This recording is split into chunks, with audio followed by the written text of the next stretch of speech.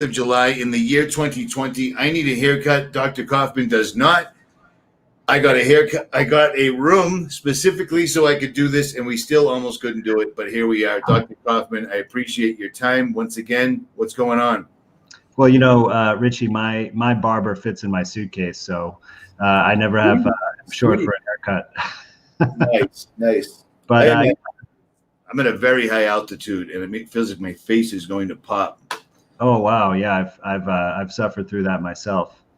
Well, that's the funny thing is that this is a tourist town up here. I go straight through the town up into the mountains, but the tourists come up here, and the first thing they have to deal with is acclimation to the altitude. I mean, you're 13,000. That's not a normal height.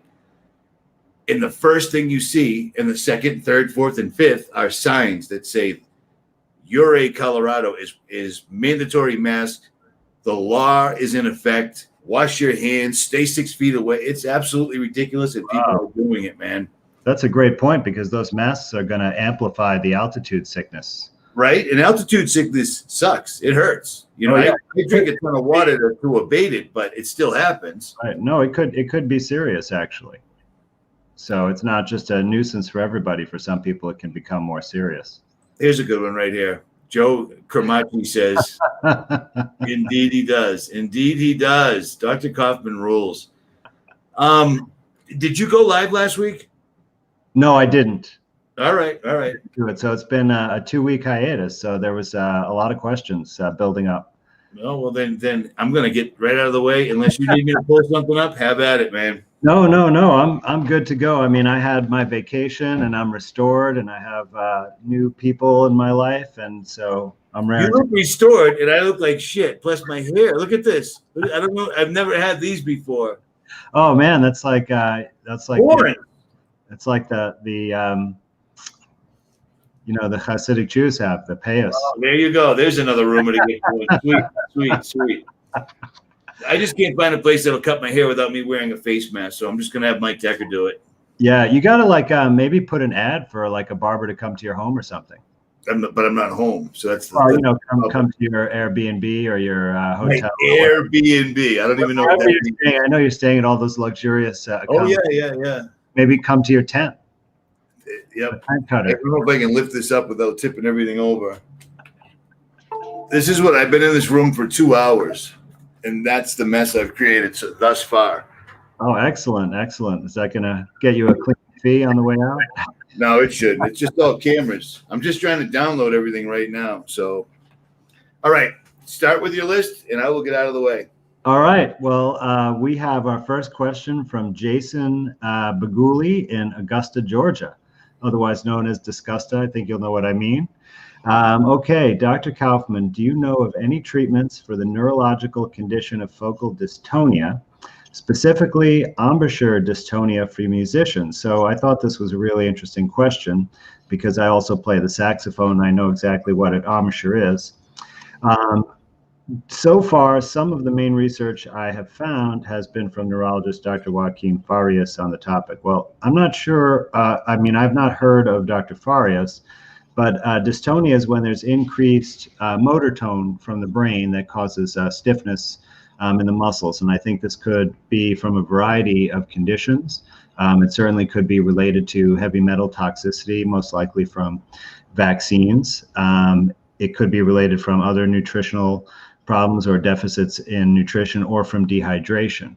So the first thing I'd recommend is that you just try increasing your hydration. Make sure that you get about 1 quart of clean, purified water, either reverse osmosis or distilled, per 60 pounds of body weight. So 1 quart per 60 pounds. And then I would recommend that you take a trace mineral supplement. And this would be something like fulvic acid, fulvic minerals, or Shilajit, which you can find out more about on my website if you want to look up. Recommend that you just try increasing. Essentially what that is a mixture of trace minerals that are not present really in our modern diet, and they serve a couple of functions. So one is that a trace mineral deficiency could be part of the cause of this dystonic condition.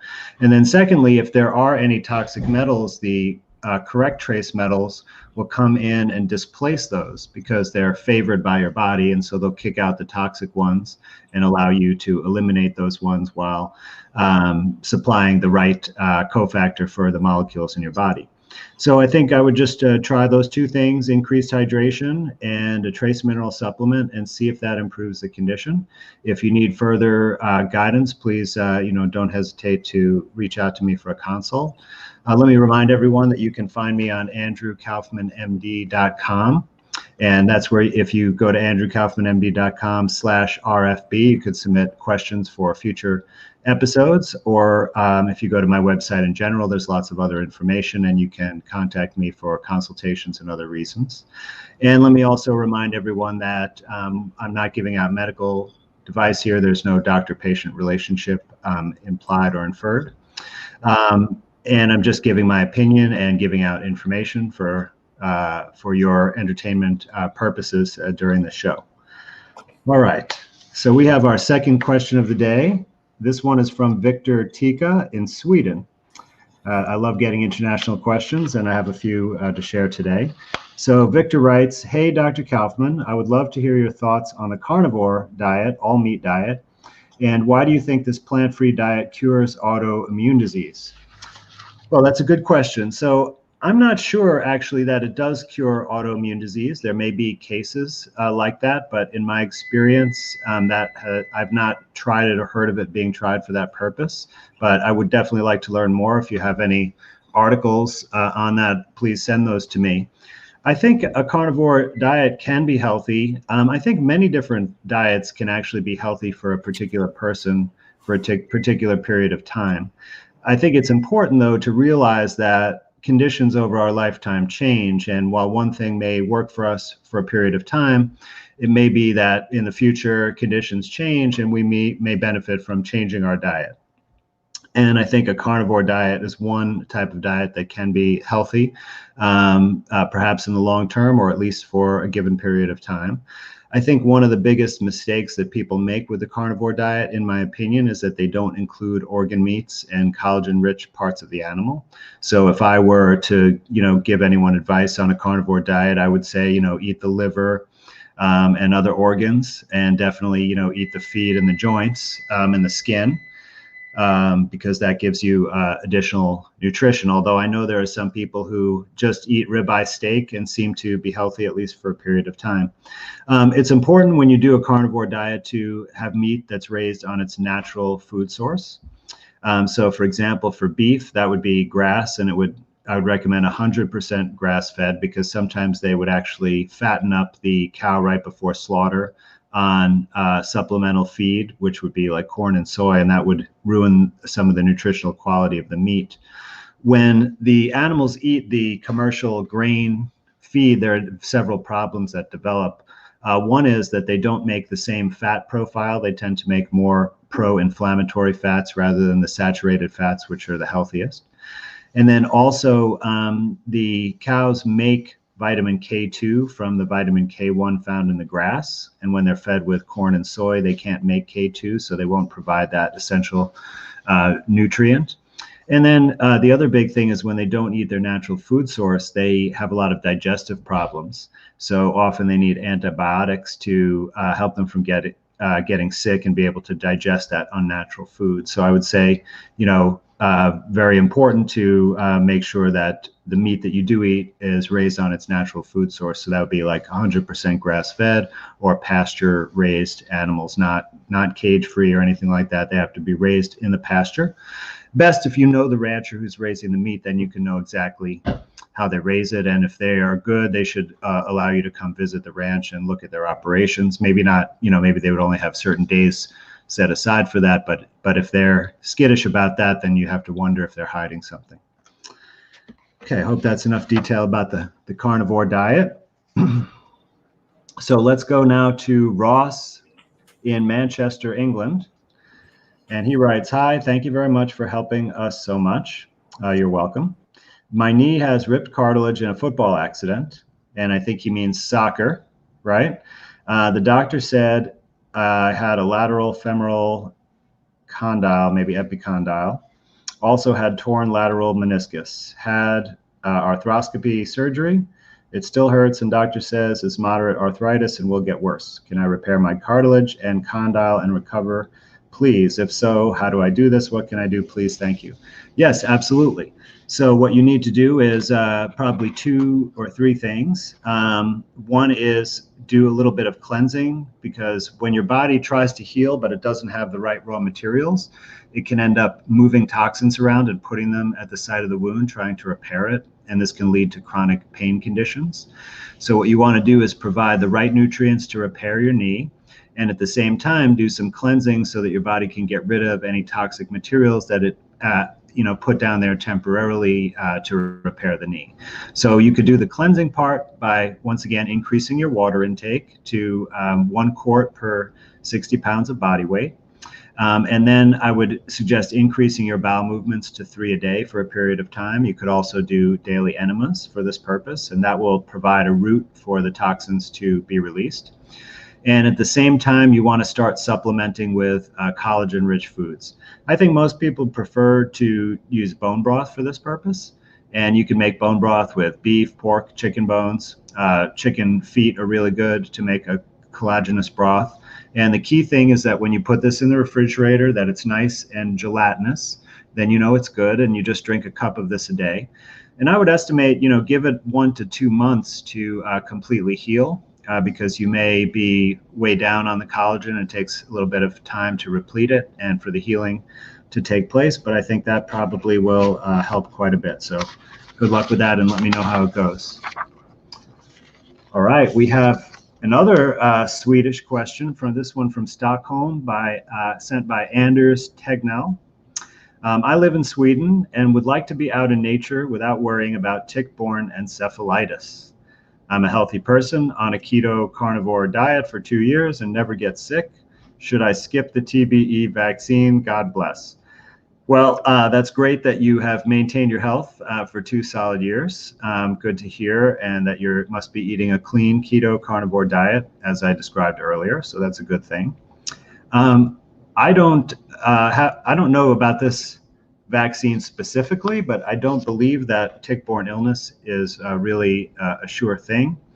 And I also know from looking at all the other vaccines I've studied that there's not really any evidence that any of these vaccines work.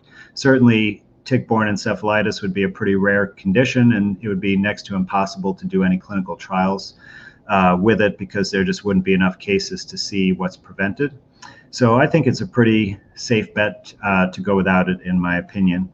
And if you just keep up the healthy lifestyle, that would be good. But let me just give you one other piece of advice, because if you do get bitten by any kind of poisonous insect, like a spider or even a snake bite, it would be good to, especially if you're going to be in nature, like if you're going on into the deep woods or something like that, take along some bentonite clay with you. And if you get a bite, you can actually put that right on the wound, and it will absorb any of the toxins right out of the wound so that they won't cause you harm. That's a good thing to have around for those purposes.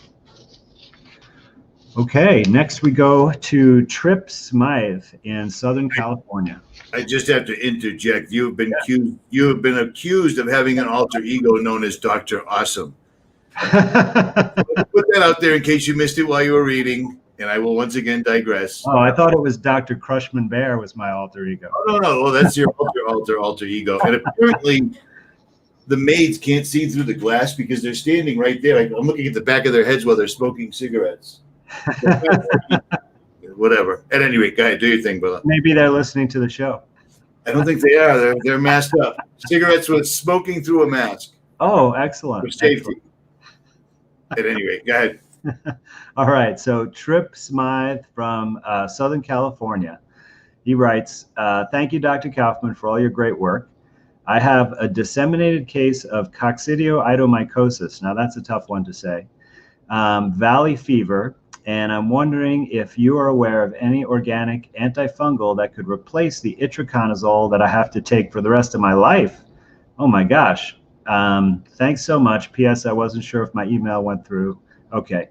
No problem, Trip. I can't believe that any doctor tells you you have to take an antifungal for the rest of your life. That's a very strange recommendation that I'm unfamiliar with. And, so I would wonder, how do you actually know that you have coccidioidomycosis that's disseminated? In my experience, if that was a disseminated case, you'd be in the intensive care unit of the hospital.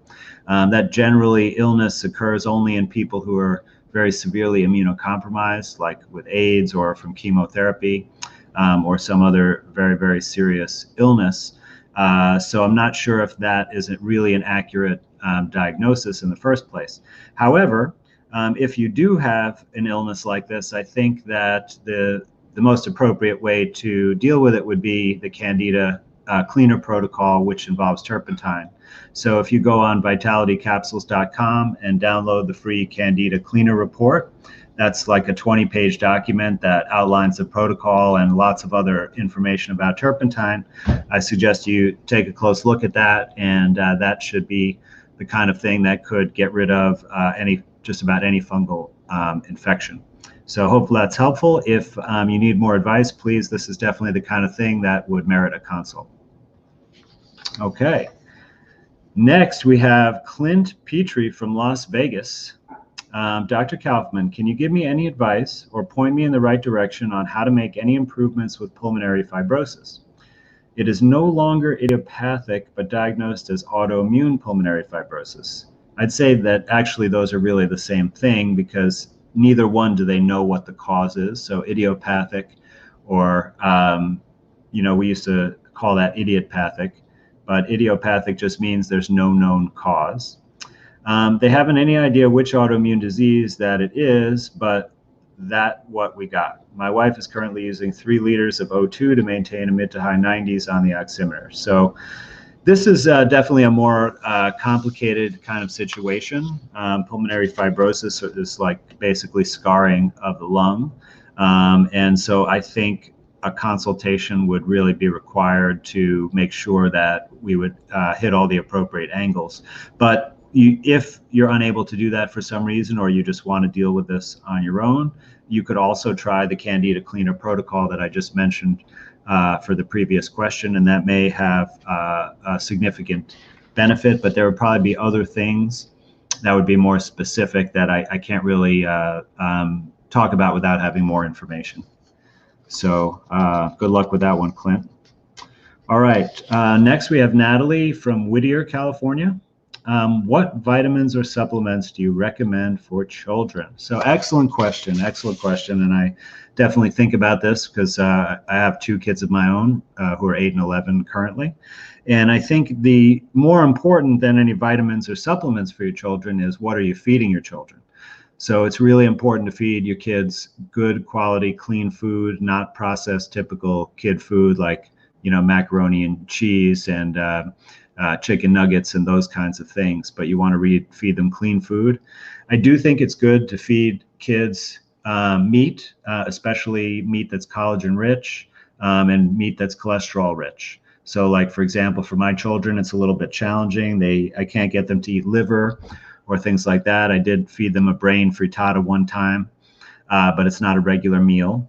So like I try to make shrimp or lobster fairly often. I give them a lot of eggs to get the extra cholesterol. I give them bacon. I try to get bacon that is not cured with smoke, so that it's less likely to be carcinogenic. So those are really good options. Make sure your kids drink enough water. It's hard to get kids to drink water because they're too busy doing other things. They don't want to interrupt their activity, so keep reminding them to drink extra water. And make sure they get lots of fruits and vegetables. And that should cover most of the required nutrition. A couple of things I would mention. So I would give the kids a trace mineral supplement for sure, like some fulvic minerals or Shilajit. Sometimes kids don't like the taste of these preparations, so you could just sneak them in like with the tomato sauce or some other kind of sauce with the food that you're making them, or put it in the soup. Oh, speaking of soup, I forgot to mention, for the collagen-rich foods, like I make chicken soup pretty regularly for the kids, and I just put in about 6 to 8 chicken feet with a whole chicken. and it comes out like with a lot of collagen. So that would be the kind of thing. And the kids, it just tastes like regular chicken soup for them. I make sure to take out the chicken feet so they don't see it, although they kind of like looking at it right when it comes out of the pot, because it's kind of exotic. But they definitely don't want to eat it, so I take it out of there. It's not in their bowl, but that goes down real easy with the kids.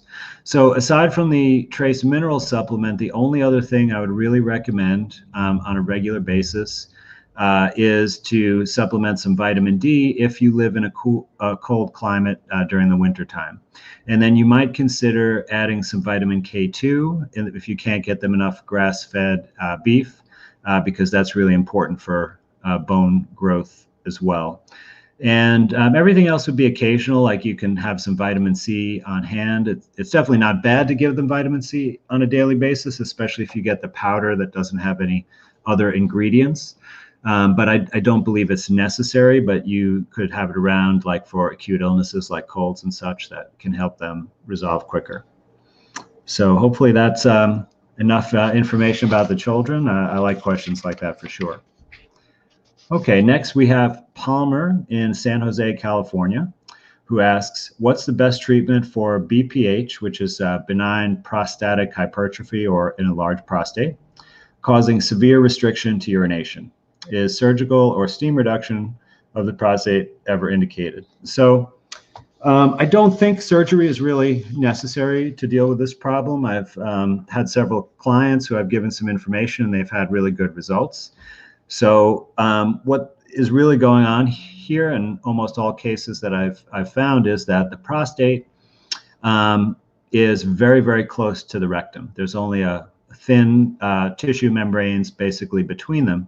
And when you're not going frequently enough and you're a little bit constipated, the stool and the toxins that are sitting in the rectum, some of them can essentially translocate over to the prostate and get stored there, and then it will enlarge from storing all those toxins, and then eventually it will obstruct the urine because the prostate gland is kind of like a big donut, and the hole in the middle is part of the urethra where the pee comes through. And if it swells up and blocks off that donut hole, then you're going to have that obstruction, which is what you're experiencing. So the big things to do would be to increase your bowel movements to 3 a day or do enemas. Make sure you increase your hydration so that the blood can get there to help clear out those toxins from the prostate. And then I usually recommend a topical application on the perineal area. That's like the area between the scrotum and the anus, that patch of skin there. And that's right over where the prostate is. So you could take a mixture of, let's say, a 1/4 cup of castor oil, make sure it's hexane free, and put in there 3 to 5 drops of turpentine and rub that on the perineal area 2 to 3 times a day, and that will help dissolve out the toxins and resolve it more quickly. I would estimate, somewhere between 3 to 6 weeks to have a significant improvement. So give that a try, and hopefully that works for you. And that's a pretty, I think, common problem these days. Okay. All right, next we have Jimmy from Raleigh, North Carolina. Hi, Jimmy. I used to live near you in Durham. Well, he has 2 questions, but we're just going to 1 question per person, so we'll go with your first one. He writes, a few weeks ago, you mentioned eating animal brains for certain benefits. Can you address the risk of prion diseases, Creutzfeldt-Jakob disease or mad cow disease from eating brains of animals? Example, eating the brains of eating other humans causing a disease known as Kuru in New Guinea.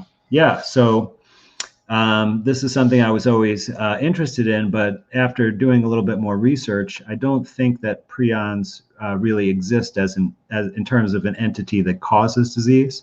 I think what they are proteins that are said to be self-replicating.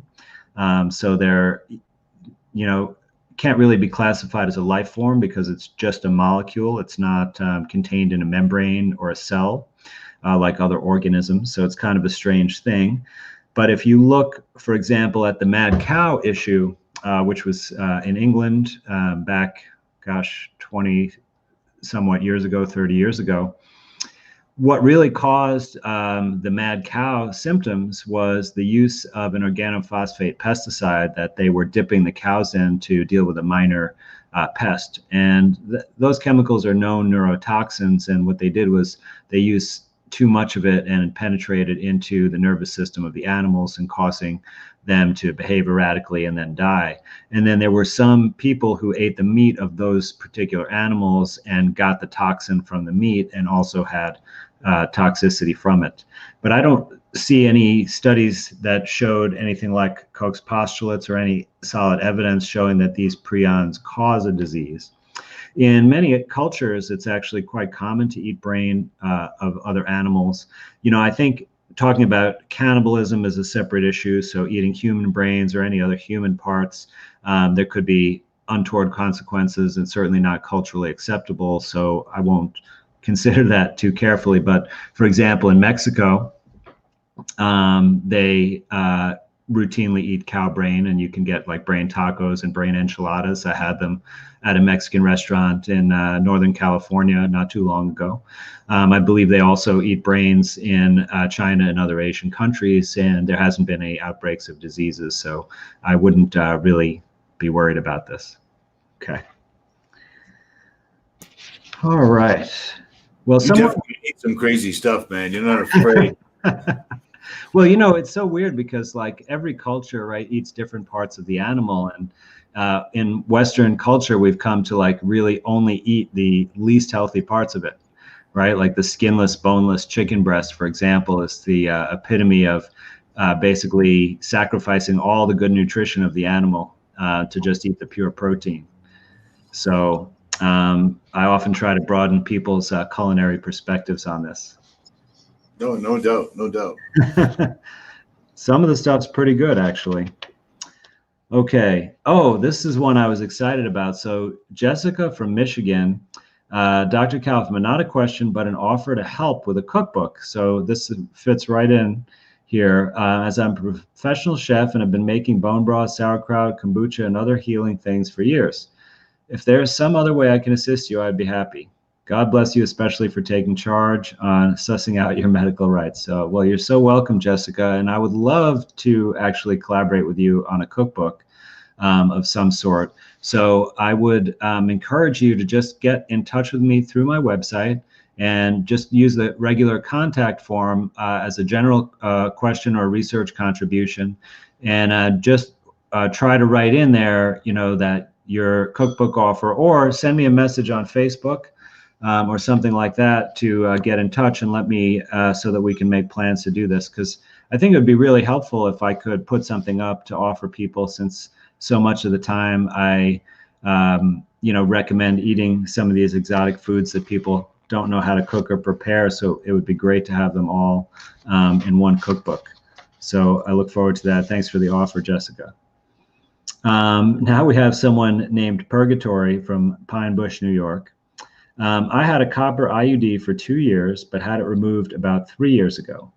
Been trying with my husband, no luck except for a miscarriage 2 months ago. Wondering if it's heavy metal poisoning or anything else I could do to help with our fertility. Wow, well, this is a really, really common and growing problem these days. And I think there are a lot of things that may be contributing to this, that some of these things may be even done on purpose to lower fertility. But since there's so many different factors involved, I don't think there's something I can really say in this format that will kind of be, the issue that will get you pregnant. I would need more information to look at what are the specific things. And also, it's really important to look at the father to be as well, because it could be on his end too. Hopefully that was already looked at, but just something to take into account. So please get in touch with me for a consultation if you want to talk about this further. And I'm sure I could come up with several different pieces of information that would increase your chances of getting pregnant. And for anybody that wants to hook up with Dr. Kaufman for a consultation, the links are always pinned below the video in the description afterwards. Somebody in the comments and myself are both having a hard time pulling up your website right now, so I'm not sure what the deal is. just don't panic. It happens. It could just be on our end. I'm on a hotel Wi-Fi, so it might be blocking me. Okay, no, that's good to know because let me know. we're experimenting with this new service that's supposed to automatically increase the bandwidth on demand. And so it may be giving some problems. I apologize for anyone out there at the moment, but I promise it will be back up later. I'll get in touch with my web guy as soon as we're off the air. Can you see? This looks ridiculous, dude. This is bumming me out. I'm going to cut that with a pocket knife after I'm done here. So let me just digress. That one should be easy to get, right? I hope so. Okay. We have Brenda Grill from Texas, who writes, new autopsies of the bodies of those who died from COVID-19 in Italy revealed an excessive coagulation representative of a bacterial infection and not a virus. What is your opinion in regards to this finding? Can bacterial infection be transmitted from person to person? Thank you in advance. So yes, I am familiar with this study. In fact, I just mentioned it on an interview on the Highwire that came out earlier today. Okay, and, so fill me in, dude. I just said that was 2 weeks ago. Well, I taped the interview 2 weeks ago, and then it aired today. All right, cool. Because a lot of us pushed to get you on there, so I didn't know it. I hadn't realized it happened as of yet. Because no matter where I am, no matter how good of a phone I have, no matter how good my service is, I never have cell phone service ever. Just a fluke, conspiracy. Really? I've heard of some other YouTubers having that problem too. But yeah, there was side by side, dude. Side by side with somebody else on the same phone with Verizon. They're just texting, chatting away. I have no service. Wow. If you can contact Dell and it's cool with both of you, I will mirror that video and re-upload it on my main channel if that's cool. Yeah, I would love to do that. And he said that I was the most requested doctor ever on the show, and so that's why he decided to let me on. But how'd it go? How was he receptive? I think he really was getting what I was saying, and he also didn't edit out any of the interview. Like, he kept it all there. The most controversial stuff I said. So I was very happy with how it went, and we'll see what the response is like. But I feel like it was really important to challenge germ theory on that forum because no one else had done it there before. And he has been doing a lot of excellent reporting and debunking a lot of what's going on, but just didn't get down to that level.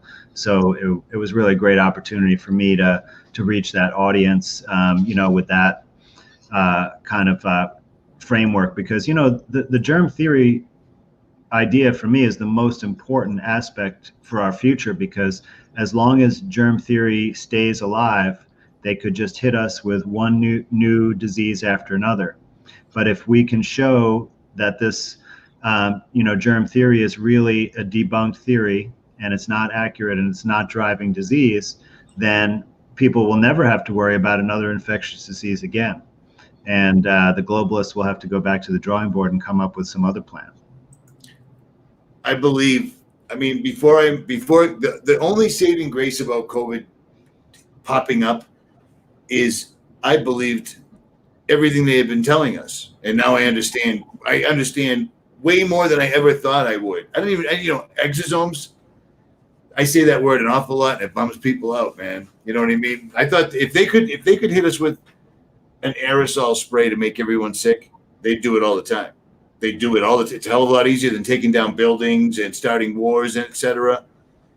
They can't. They have to give you the free flu shot. Well, so, I was thinking about that, Richie, and one big difference is, right, the flu shot only affects you if you get it, right? But if you drop aerosols in the air, then anyone in that area is going to be affected, right? So you'd have to get all your people out of the area, right? And you're going to do it. Whereas it's much easier to just, all your people know, oh, we never take any vaccines whatsoever, right? Because those elite globalists, they don't go to allopathic doctors at all. They have, homeopathic doctors or other natural healing doctors that work with them. I mean, I'm not saying they've called me, but I have known of other people who have worked for them. It's famous that the Queen has a homeopathic doctor, the Queen of England, right? They know better than to go to regular allopathic doctors for their health. Well, they do all the frequency harmonics with their water, the grown indoors, hydroponic food, all that stuff, and they have been forever. I just real quick, I just realized that imperial doctors, guys like you, were phased out by the Rockefeller Rothschild backed cartel of take our oil based prescriptions, it'll never cure you. Is this total bullshit?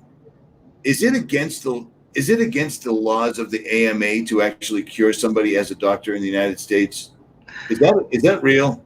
Well, listen, it may as well be because they don't offer any cures and they don't like Ever. talking about it, right? And lots of other people, including regular doctors who have come up with cures for a variety of ailments and gone public with them, have been shut down and Or had worse. their Or office. worse.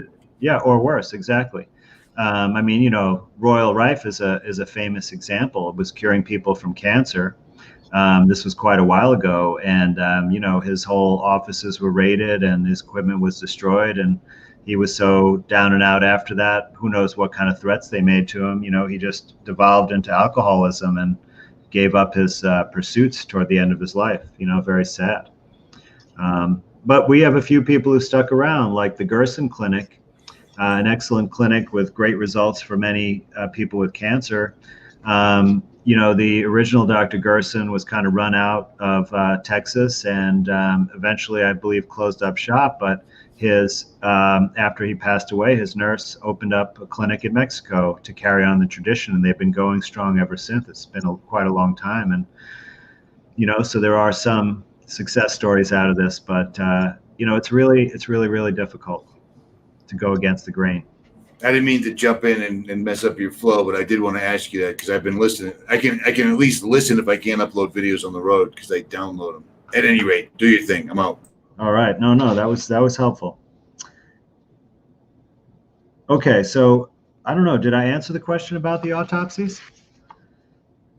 I would say negative. Oh, okay, great. So there was the question about the Italian autopsy study that showed basically pulmonary embolism and association with bacteria. So I would say that that's the autopsies is a major key issue because normally when you have a public health crisis, right, and a public health crisis has been declared in every nation around the world, but in the United States, I can speak more specifically about the typical procedure is that anybody that dies of suspicious circumstances related to the public health crisis, their body should be automatically sent for an autopsy because that's the most definitive way to figure out what the people are dying from. In the current situation, they've specifically advised health agencies and doctors not to send any bodies for an autopsy. So this is a way of basically obfuscating the real cause of illness. And if we had done this on a larger scale, we'd be able to see exactly why those people died in New York City, for example, rather than just trying to come up with a hypothesis that's less definitive. But the series that they looked at in Italy is somewhat telling that those people died of the pulmonary embolism, not necessarily of bacterial pneumonia. Otherwise, they would have described it that way. And the embolisms can actually be caused by some of the medical procedures where they sedate and anesthetize someone to put them on a ventilator, for example, because they're basically kept still, so their blood is more likely to clot, and it's a pretty well-known complication.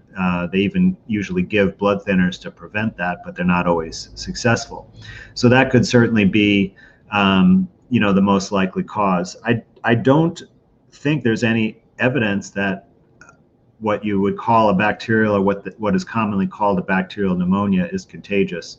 Either usually it occurs as a complication of some other lung disease. They do say that there is community-acquired pneumonia that's contagious, but I don't believe there are any experiments that prove that, and I don't believe there are any experiments proving Koch's postulates for bacterial pneumonia. So most likely what it is just like other illnesses where there's an insult to the lungs from a nutritional deficiency or a toxin or perhaps even parasites, and then the bacteria come to clean up the area once that damage is contained to some degree. So very interesting stuff, and I think it points mostly to the change in the treatment protocols causing those deaths in Italy. I just want to jump in for all you guys that break Dr. Kaufman and my balls. This dude on absolute, I didn't even contact him at all. I didn't even realize it was Thursday. I hit him up and said, dude, I'm going to get a hotel. Can we go live? Absolutely. He's got all your questions printed up, stapled together, ready to go. And he couldn't be more pleasant. I mean, come on, man. This dude is awesome. Absolutely awesome. And I mean it, dude. You look refreshed and revigorated. I'm out in the mountains. I'm out in nature and I look horrendous. You look fancy. You look brand new. That sucks. I tell you, there's some about this hour spent with you, Richie, that just it gets me excited, and I love. Great. Here we go. Questions.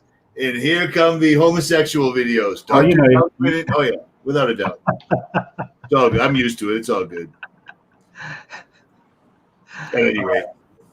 All right. Hey, there is one. If at the tail end of this, I just want to show you this real quick. Yeah, please. There is a rumor going around that a hamster was used to satisfy Koch's postulate on COVID-19. And while you were talking, I was looking it up, and all I'm finding is things debunking that. Do you know anything about that, or do you want to hit on that at the end? Well, I don't know about that one specifically. There was one with some kind of monkey, I believe.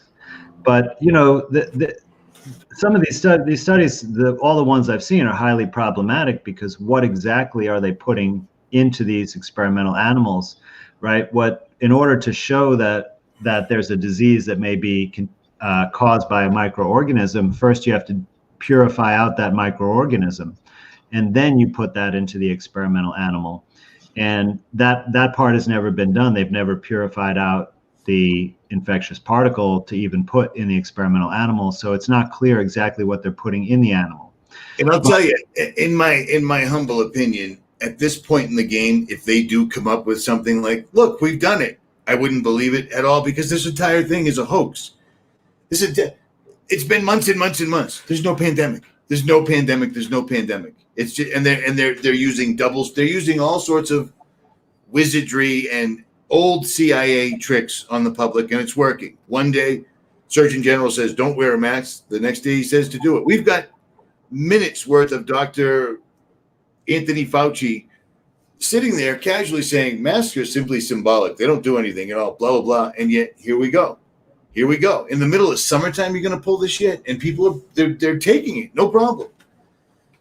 Sorry. Well, no, you're absolutely right. Most people are taking it, but there are some people who are not. And in fact, even so, this vacation that I was on was like a retreat for about 20, 25 people. A lot of people like us. You were invited, Richie. I know I was invited. I was 6 states away. I know. I apologize. No, it's okay. I mean, you missed out because it was really an awesome experience. But several of the people there traveled by plane, and they did not wear masks the whole way, not in one airport, not on one airplane. So I think actually the big companies like the airlines and stuff, they are much more aware of our rights to have exceptions to this, recommendation to wear masks.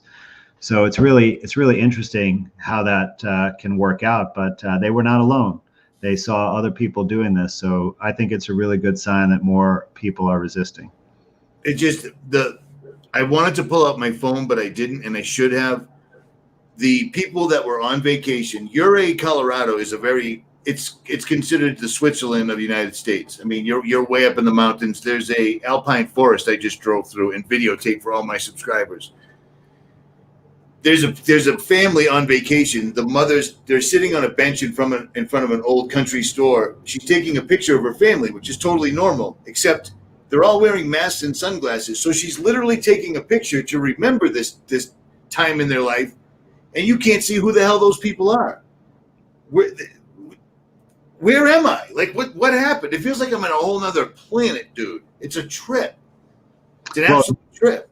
Yeah, there are some people that are so hyper compliant and hyper brainwashed that they're willing to do almost anything.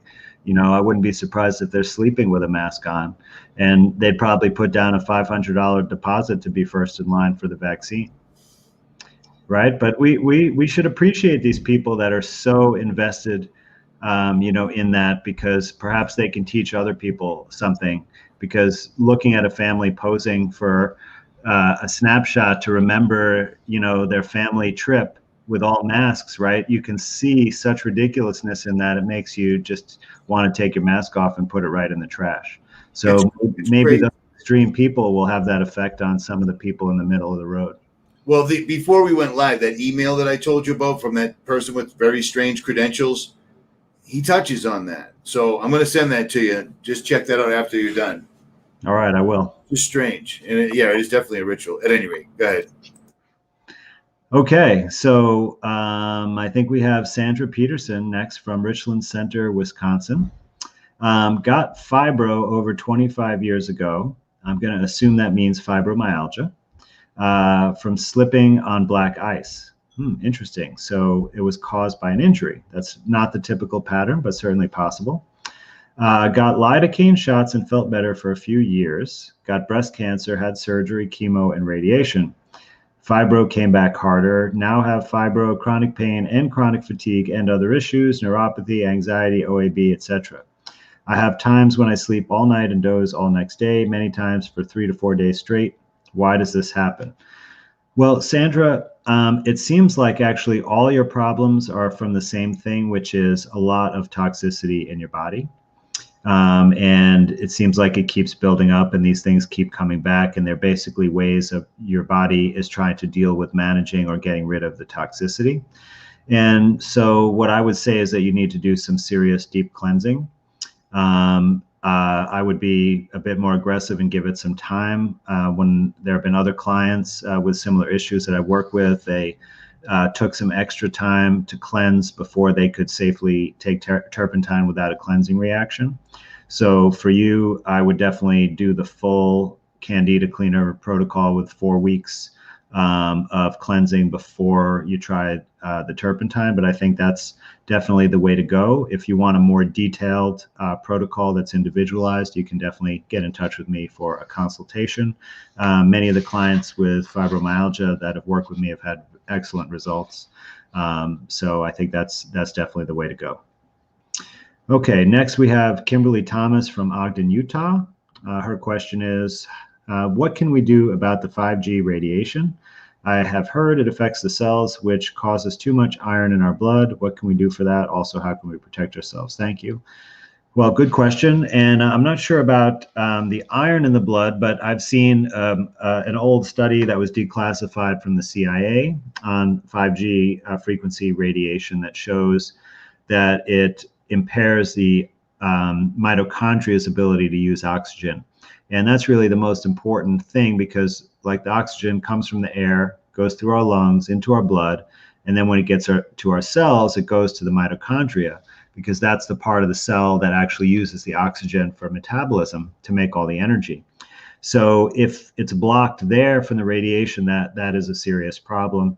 And in terms of all of the studies I've seen about the health effects, I think that is the most serious one that you want to be careful about. So the best thing to do is to not have exposure to 5G, of course, and there are ways to possibly deal with that, like empowermovement.com, which is an organization that does legal work to help people deal with these issues like vaccines. They have a notice of liability for 5G, so you might look into that remedy. If you're unable to stop it and it's going to come to your house, I think there are definitely some things that you can do to mitigate it. And it's definitely the kind of thing that the closer it is, the more likely it is to cause problems. So one thing is, turn off your routers at home, make sure you don't have a smart meter. You can put a lot of plants behind the wall between where the 5G transmitter is and where you are going to be, because plants tend to absorb a lot of that electromagnetic radiation and can shield you from it. If you want to go to a more extreme measure, you could consider getting a Faraday cage for your bed. Sleeping is kind of the most important time to limit your exposure, because you spend quite a bit of time sleeping and you're in one place, so it's a little bit easier to mitigate. if you don't want to go to the extreme of a full Faraday cage, which I think you can find kits online, that there are some like bed linens that may be woven with like silver threads that make a sort of textile Faraday cage that can provide some protection. You want to make sure you have a cap on your head at the same time. So those kind of things can all help. They even make some clothing these days. So basically, the plants, the Faraday cage, try to not get exposed to 5G if possible. And hopefully those things will all mitigate the situation to some degree. But, in the future, this may be something that we're all dealing with. And I think there'll be a lot more information coming out. All right. Next, we have Damaris from Waldorf, Maryland. Dear Dr. Kaufman, first, I want to thank you for all the information you provide to us. About 6 years ago, I started getting red, itchy bumps after any sun exposure, summer months only, mainly on my arms. About a year ago, I started using black seed oil, and it seemed to help with itching and kind of help with the bumps, but didn't get rid of it completely. Is there any natural remedies that you recommend? Well, it's hard to know exactly all the issues that are going on here because it's only during the summer months. But usually when you have a lot of skin eruptions, it could be related to collagen deficiency if your skin is too thin and your body is able to put out toxins through your skin. So I would definitely recommend increasing your collagen, like 1 cup of bone broth a day for a couple of months would probably help. If there are other issues, I think I would really need more information to do a consult to see what else might be going on there. One other thing you might try is a dairy-free diet, especially once the weather gets warm, and see if that makes a difference as well. Okay, next we have Natalie Costa in San Diego, California. She writes, let's see, a couple more.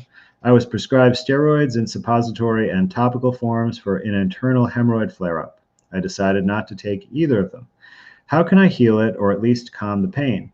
The hemorrhoid comes out every time I have a bowel movement during a flare-up and I push it back in. Graphic, I know. Oh, Richie loves that one. That's every called, time. I could never be a doctor. Maybe I could maybe be like Dr. Dre, but the white version with no talent. And not selling my soul. I'd love to see that, Richie. Maybe you should do a show. All right. Would a turpentine protocol be beneficial? I'm 27 and small bumps have appeared on my usually clear face. Well, let's worry about the small bumps later, but the hemorrhoid is a little bit easier to deal with. So hemorrhoids are formed because of liver congestion, basically. So there's like a circulation system between the liver and the intestines called the portal circulation. And if the liver is congested, it kind of backs up and puts more pressure on those veins in the colons, and they can become basically varicose veins, which is what a hemorrhoid really is. It's a varicose vein in your rectal and anal area.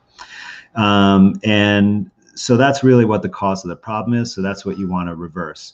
So what you want to do is eliminate the foods from your diet that are hard on your liver. And that's basically meat, wheat, and dairy. Not forever, but for a period of time to allow your liver to be restored to health. You could go conservatively just using milk thistle seed, which you can get in capsules. You want to start with 3 capsules a day and then increase to 3 capsules twice a day. You could also buy the seeds yourself and grind them into powder, in which case you want to take 1 teaspoon in a glass of water, starting off once a day and then increase to twice a day. So those 2 things themselves, the dietary changes and the milk thistle, could be enough to resolve the hemorrhoid. If you want to be more aggressive, you could do a liver flush.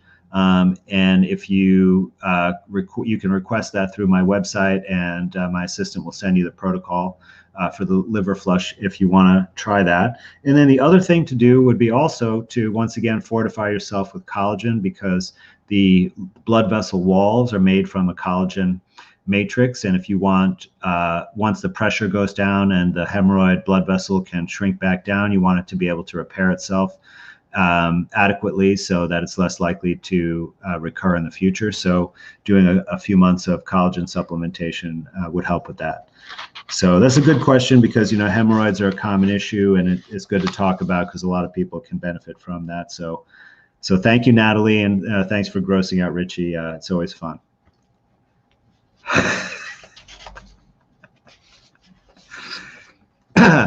There's no yeast infection questions, Richie, for today. Great, don't worry. great, that's great. But you never miss up the chance. You never pass up the chance to talk about colons and hemorrhoids and other disgusting things. To Buster Brown, who's asking, what is your website? Dr. Kaufman's website will be pinned in the comment section below. I'm having a hard time pulling it up right now. So it will be pinned in the comment after the video. And it's also just andrewkaufmanmd.com, correct? That's it. Easy to remember, right? Yep. Easy enough. All right. How many right. you got left? What do you got left? I've got, let's just take 3 more questions. Seriously, on your time, brother. We have to make up for last week, so as long as you want, it's all good. Okay. I'm here. We've got Aaron from the San Francisco Bay Area who asked, do you have a general detox or cleanse that you could recommend, or does it depend on the substance you're detoxing from? So you're talking about detoxing from drugs. So that is a little bit specific to the substance you're detoxing from, but there are some general principles that it's best if you can taper off slowly.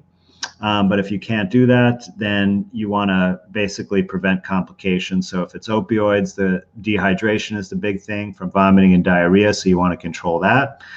With alcohol or benzodiazepines like Valium, Xanax, Ativan, those things you really need to taper. You need to have medication to do it safely, because if you stop cold turkey, you could even die from that. So you may need either some medical supervision or at least a prescription to be able to manage those. But then you asked specifically about nicotine, and that one I think is a little bit easier. So do you have any recommendations on natural remedies or possibly a nicotine detox? And actually I do. So one thing I would say, if you're going through any kind of drug detox, a good thing to do would be to take a B50 complex supplemental vitamin, because you may be deficient in the B complex vitamins, and that will certainly can help you restore that and may reduce some cravings, etc. It's most effective in alcohol, but definitely worth a try for the other drugs as well. With nicotine, I think, the best thing you could do is make sure that you're well hydrated also. Like I mentioned, that specifically, don't get dehydrated, but make sure you're well hydrated when you're going through this. But for nicotine, I think the best way is actually to switch to vaping, but to buy your own vaping fluid supplies and use vegetable glycerin, organic vegetable glycerin. And don't use any artificial flavorings. And try to basically just reduce the amount of nicotine that you put in there. So start off with like an equivalent to what you're smoking now, and then every 1 to 2 weeks, reduce it by a couple of percentage points and keep tapering over a couple of months. And most likely you'll be able to be successful that way. And you could even keep vaping when you get to 0% nicotine to help with just the habit of taking deep breaths and the hand to mouth. And I think, for the detox purposes, not for the psychological aspects, that will definitely prevent the withdrawal. But you need to also have a plan to have good psychological commitment to this, and how you're going to deal with the behavioral aspects, or if you get in a little bit of irritability, how are you going to deal with it, that kind of thing. Did you have some thoughts on that, Rich? You looked like you wanted to say something. Well, the only thing I'd say is a buddy of mine that I was with about a week ago went from smoking every day to using the patch, and he's been pretty successful. I don't know if that's a better alternative than vaping, because vaping, with everything that's going on, vaping is going to be one of those things that's going to be really hard to come by if you don't know how to make it yourself. Batteries, etc., coils, because it's not just, there's many pieces to it. Yeah. Well, I was kind of a retailer at some point, and many of us aren't going to be able to go to retailers. I'm literally already running into it. You feel like you're committing a crime walking into a store with no mask on, and that's exactly what they want. And I'm there already. So yeah. Yeah, no, I know. I've felt that way too. But I was describing this like to do a time limited, Yeah, yeah. taper off. But maybe we should have a company where we could rent out the vaping equipment for a taper, and then you return it, and we let the next person taper it. I hear you. I hear you. I hear you. All right. Okay. Citizen Jane from New York City writes, I'd like to know if you looked into the serology test being used to allege that people have antibodies to the fake virus. I read in Dawn and David's book, and by the way, don't forget about Dawn and David's excellent book, What Really Makes You Ill, that there's no real science on antibodies, and started looking into this myself. It looks very theoretical. Can you please address this aspect? So yeah, this is a great question. And, I think for most people, what should be most important is if you just look on the FDA, they have a guidance on serological tests, and that's the other name for antibody tests. And they say that they're not accurate for diagnostic purposes. So all of this testing that's going on in many states around the country where they're reporting increases in cases, this is all based around this faulty antibody tests that are not accurate for diagnosis according to the FDA. So you got to really question what they do mean. I'm not sure what they mean at all. And they have no known error rate. There's nothing that they can be compared to because there's no gold standard. So they're really meaningless. But in the bigger picture, they did a major turnaround with antibodies when they came out with the HIV test. So we were always taught that if you had a test for antibodies, it meant that you were immune to a disease if you had the antibodies. In fact, when they get approval for vaccines, they don't do the right test where they like follow you and see if you get the disease. They actually just show that you have antibodies to the disease. So they give the experimental vaccine and they show that the people who get it develop the antibodies. And that's it. And they say that means you're immune. Now, when Bob Gallo developed the antibody test for HIV, suddenly now an antibody test means that you're sick. So it just like went from meaning that you're immune to now meaning that you're sick, and it's been totally changed around. So now you have one antibody test means that you're sick, and the other one means you're immune, according to them. So it's pretty shaky and ridiculous science, if you ask me. But the reason why antibody tests are really useful is because everybody makes antibodies. Anytime you have an acute illness, anytime that you cut yourself, that you bang up yourself, like in an accident, playing sports or whatever, your immune system reacts and makes antibodies just in case they're needed. So if you just test people for antibodies, you're going to find them. And I think that's what makes it most useful. So I would definitely not recommend that anyone subjects themselves to this test because you won't know what the results mean. And then you're going to be put on a list in a database in some health agency and maybe asked to quarantine or ask who you've seen in the last 14 days. And they're going to want to call those people up and ask them to quarantine and all that rigmarole for a meaningless test. I don't know if you caught the video that I put up, and I don't even know if I uploaded it because I was rapid fire uploading and half of them weren't going up anyways. In Kentucky, as soon as I rolled into Kentucky on the overhead signs, they were telling you if the National Guard calls you, answer your phone. It's COVID contact tracing. And then I spoke to a Guard member, and then on the opposite side of that, I spoke to a 3%er, a Patriot, and you're being put on the list. If you have been contact traced being near someone that allegedly has been found to have COVID-19, you do too. Yep. In Kentucky. Two separate sources, opposite sides of the spectrum. So just bear that in mind. Yep, I think that's going to be implemented everywhere. Everyone's going to have it, even though it doesn't exist. It's going to be it's the best pandemic ever. Ever. I haven't even gotten sick, so it's perfect. But whatever. That was awesome. You just sounded like James True there. All right, we have John Wagers in Seymour, Indiana, writes, my wife has to use catheters to drain her bladder, and they have her on antibiotics as well.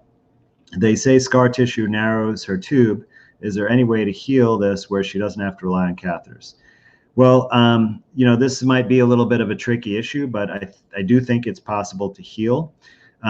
Depending on how long you've been doing the catheters, that actually could be what caused the scar tissue to develop in the first place. So if the best thing to do would be to find a way to rest the urethra from catheterization, if that were possible, maybe by getting a suprapubic tap. I'm not sure if you continue to do the catheterization, if you're going to be able to heal that area, because you're going to keep doing more and more trauma.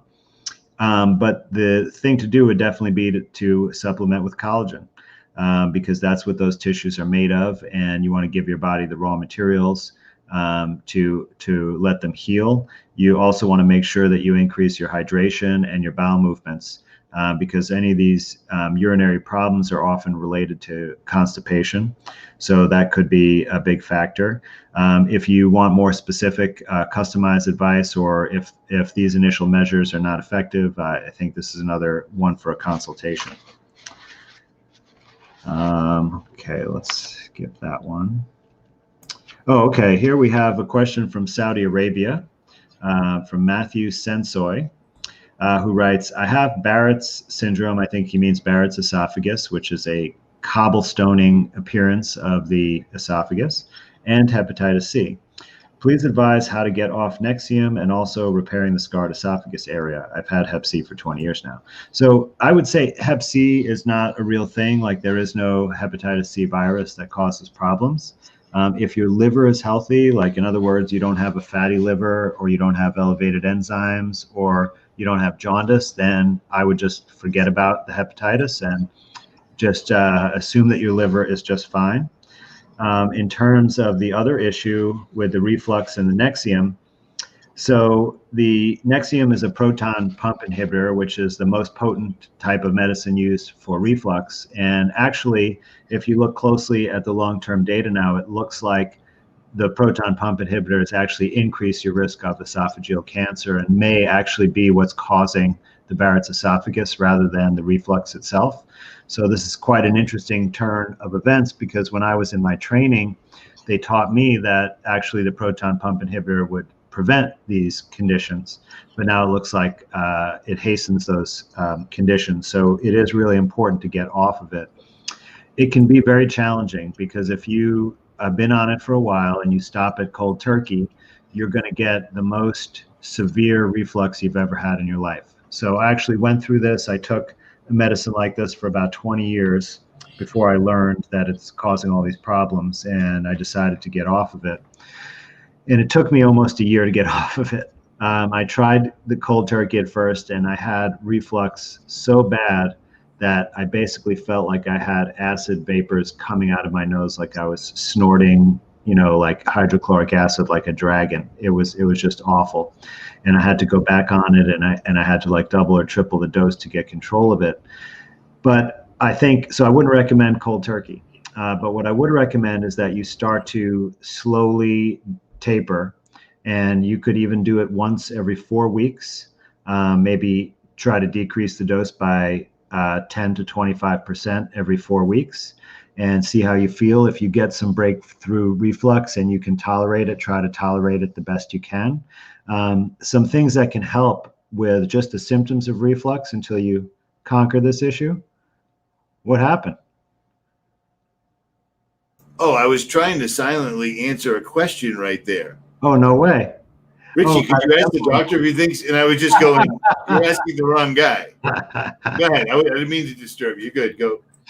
So if you do have reflux, like breakthrough while you're tapering, there are a couple of things you could do to relieve the symptoms. Like, one is just drink extra water. Drinking a couple of big glasses of water can actually help immensely. The other thing you could do is take fennel seeds, get some organic fennel seeds, take about a half to 1 teaspoon, put it in your mouth, chew it up, swallow it. You can repeat as often as you want, and that will provide some relief. I would recommend that you skip breakfast and don't have your first meal of the day till at least 11 or 12 o'clock. That also can help mitigate reflux quite substantially, and it's probably a healthier way to eat overall. So hopefully all those suggestions will help, and definitely get in touch with me if you need more guidance, or if it's not working out well. You could definitely be successful with that. All right, we'll just take a couple more questions, but do you want me to address that dental implant question? It's totally your call, man. Yeah, so I actually have a show where with a dentist, Dr. Dirk, who has his own channel now called Dental Decoded. And we talked a little bit about that. We talked about root canals versus pulling a tooth and what you have to do. So when you have a missing tooth, one of the most important things is that it can move out of alignment because of the gap, and it can mess up your whole bite. So you want to make sure that there's a way to keep the teeth in place. So you could do a bridge instead of an implant. Implant can be problematic because they have to drill into your jaw and insert a foreign material, into your own bone, and so there could be complications that arise from that. Plus, it's very, very expensive. So I think it's something you have to carefully consider. You might check out the video on my channel on root canals to get a little bit more information. And if you go on dentaldecoded.com, you can get in touch with Dr. Dirk. He actually does, he doesn't do dental procedures anymore, but he will be a consultant to look at recommendations from a dentist and tell you, is this beneficial for you? Or if you're given some options, can discuss the pros and cons of the different options for you. So that might be a really helpful way to go. Okay, let's see. What do we got? A couple of more good ones here.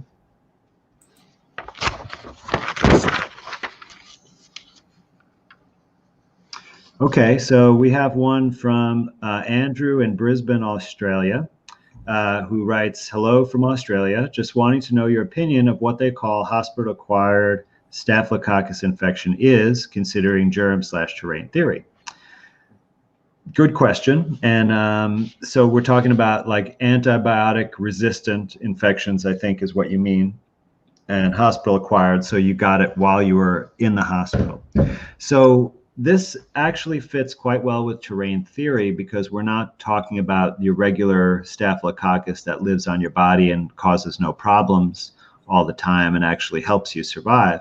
But what we're talking about is a Staphylococcus that lives in a very hostile environment for it in the hospital, where there are lots of chemicals that prevent Staphylococcus from living its normal life. And these include disinfectants and especially antibiotics. And when bacteria are exposed to harsh environmental conditions, just like when people are, it changes our physiology. And so the bacteria now basically have to try harder to survive, so they do what they can. And this can make them invasive, where they become more parasitic instead of symbiotic. So they were living in peace and harmony, and we basically made the environment really harsh and kind of pissed them off, and they've got to do what they got to do to survive.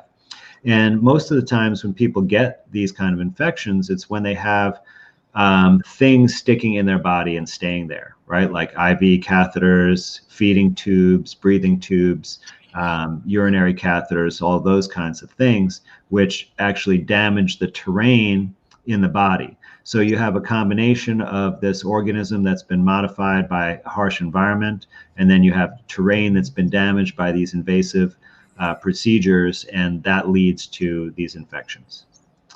So hopefully that clears things up a bit for you.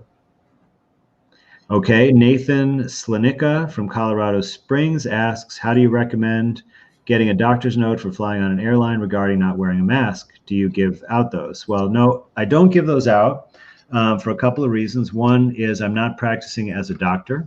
I'm simply a consultant providing information. And you'd have to have a doctor-patient relationship to be able to write a note like that.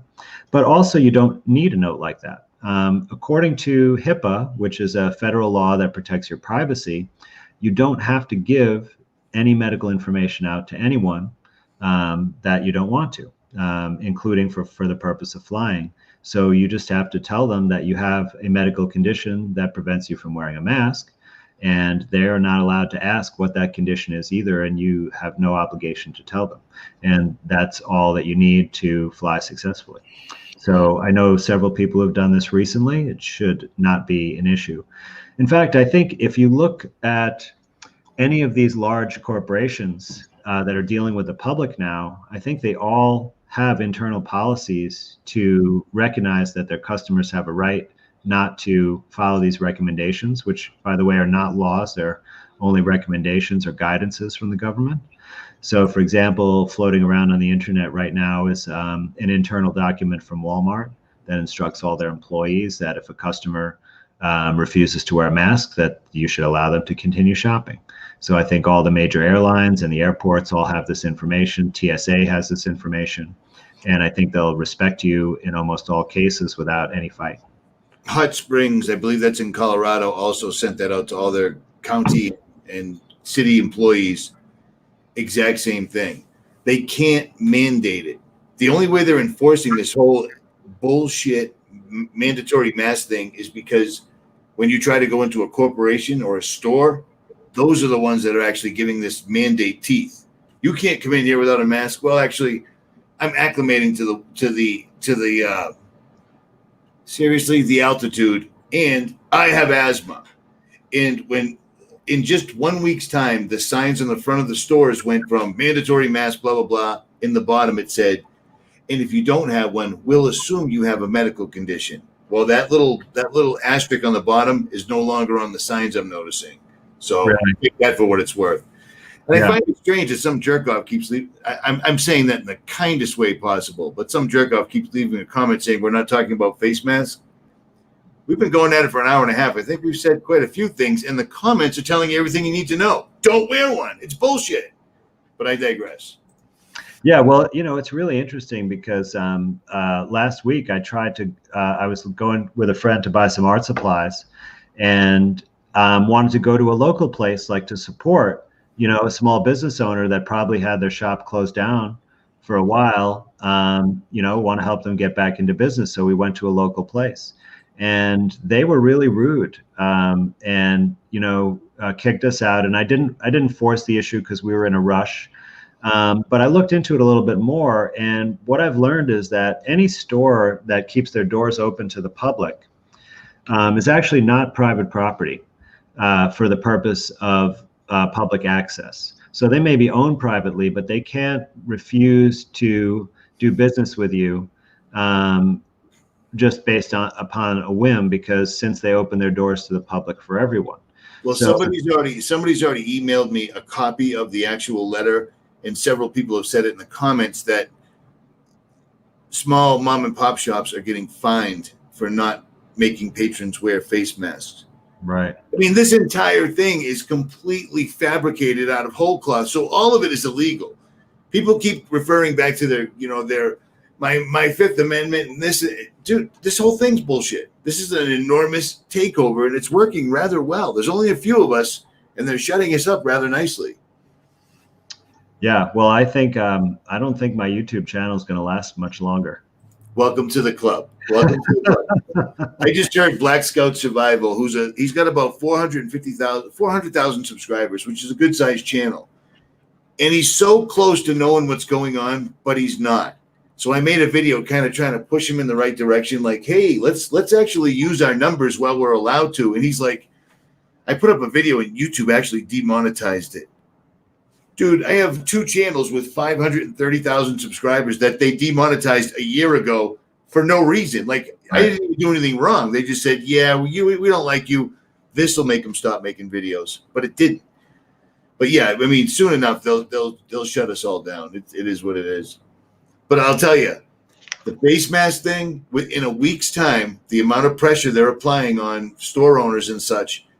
I use cash, and I drive a 97 Land Cruiser, so I have to go to a gas station constantly. So it affects me directly. Like when I'm walking into a store in America, and I feel like I'm going to go in there and try to steal something. You know what I'm saying? It's crazy. It's crazy. That's a nice vehicle, Land Cruisers. They're pretty much indestructible, and if you watch my videos on Jailbreak Overlander, you'll see what I do with it. I mean, I drive alone 13,000 feet off into the mountains alone. Right. And then, I mean, I don't just drive up dirt roads. I drive over. It's crazy. But it makes it. My truck's a beast. Yeah. It's different than any of Toyota's other vehicles. It's yes, indeed. Great car. Indeed. You're getting a lot of love here in the comments, brother. And you're getting a lot of proposals. So Proposals. A lot of people find Dr. Andrew Kaufman to be a pretty attractive fella. So, Wow, you're making me blush here, people. it's all good. It's all good. Joe Rogan's out of the equation. All right, let the doc wrap this. Go ahead. Yeah, I'm going to do one more question. It's a No rush, psychiatric man. question. Your call. No. Well, I have my kids here, so I don't want to be on forever, but I am enjoying it. So this is from Logan in the United Kingdom, who writes, as a psychiatrist, do you have any idea about what causes bipolar disorder? And is there anything that can be done to help? It's too risky to come off allopathic medication, antidepressants, and antipsychotics, which has had a benefit over the years, but I worry about the long-term health effects. So this is a great question. I don't get a lot of stuff about bipolar disorder or psychiatric things other than addiction, but on this show so far, so it's a good one.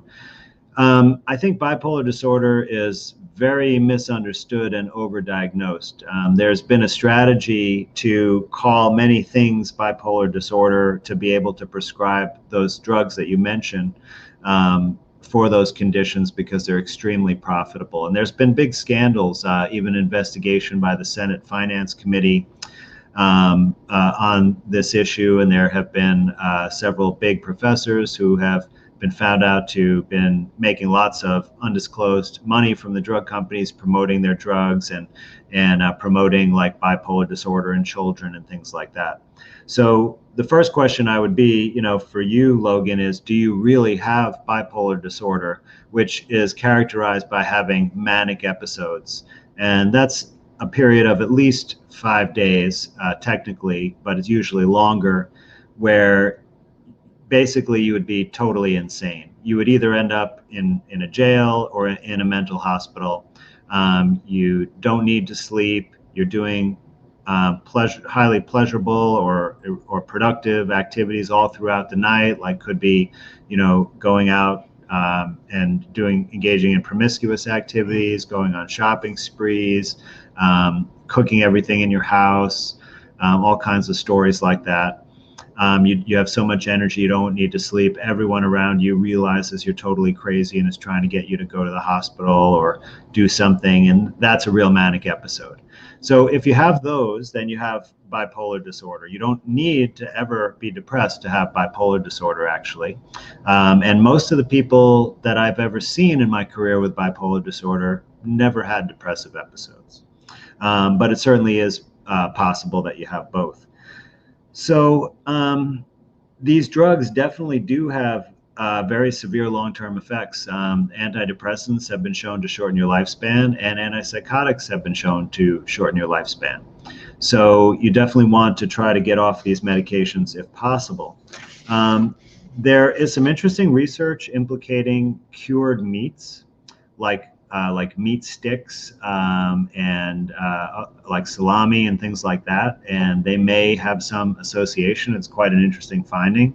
I don't think that's the whole story, but it certainly makes sense to just cut those completely out of your diet if you have manic episodes. Also, manic episodes often occur in a seasonal pattern, especially in the spring as the light cycles are increasing, like towards the equinox. So that if you've had that pattern, then you're probably safe to be off medications other times of the year and pay special attention to what's going on that time of the year. But what I personally think that bipolar disorder really is that it is some kind of problem with your circadian rhythms, your sleep and wake cycles, day and night cycles, that it somehow gets disrupted and causes the manic episodes. Dude, we've got a spy there. Thing I've seen all day. I was like, is that really happening? Is that a little person? That's my daughter. She wants to be on TV. It's all good. Tell her it's overrated.